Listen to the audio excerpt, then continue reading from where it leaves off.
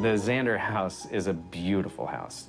Just the architecture of this house, it's really pretty breathtaking. A house with a history is something you can feel, and if you've ever lived in a very old house, the air is a little different inside. This one in particular, you know, has housed several other residents before the Zanders moved in. The house that the Zander family is living in has a very dark history, which we didn't know. One of the things that happened after the end of the Second World War was that a lot of the Nazi soldiers and scientists fled Germany to destinations all over the globe. It turns out that the house our family has been living in was owned by one of these men. He started experimenting on other immigrants and vulnerable people and taking them down into his basement and torturing them. Cutting out their tongues and sewing their mouths shut, and just evil, just pure evil in this house. What they don't know and what we're going to find out is that all of his victims are still there, literally in the walls. Well, the house in this movie became like a character because we spent so much time in it. It's a real house, and it has a lot of texture already. It has a feeling to it. We knew from the beginning that production design in this movie was going to be critical. So we hired Patricio Farrell and basically said, we want to create an environment that's accurate to the period without feeling like we're trying to put on a pageant of the 60s. We wanted it to feel lived in. We wanted it to feel authentic. His attention to detail is astonishing. The interiors of the movie are pretty tight, which I think makes you feel more claustrophobic and paranoid. It also helps the production designer because they don't have to dress a big area all the time. When it was dressed with all the 60s furniture and everything, it was sort of like stepping back in time. Everything just had so much character. I loved that house, even though I thought it was probably haunted, but...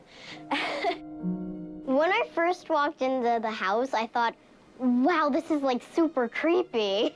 And it freaked me out a little, but then I got used to it. It's very dark, it's meandering. It's kind of a strange house. It's just a naturally strange house. It's beautiful, but it's strange.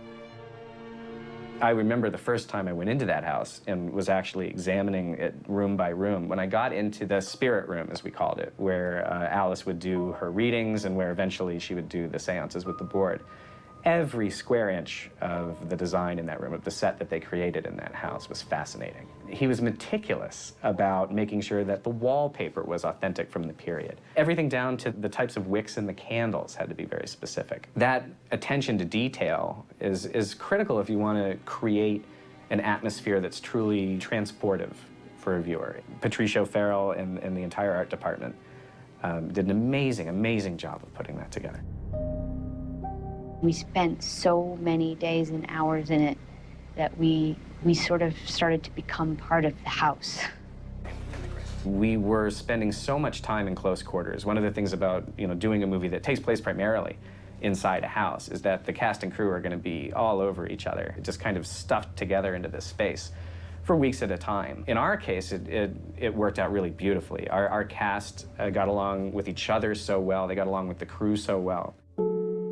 There was a real sense of the set being special because they had built this beautiful environment. And that was not designed to be scary. There's nothing about that house that was designed to be frightening. You want it to look warm and human so that when the horrific elements are introduced, they stand out.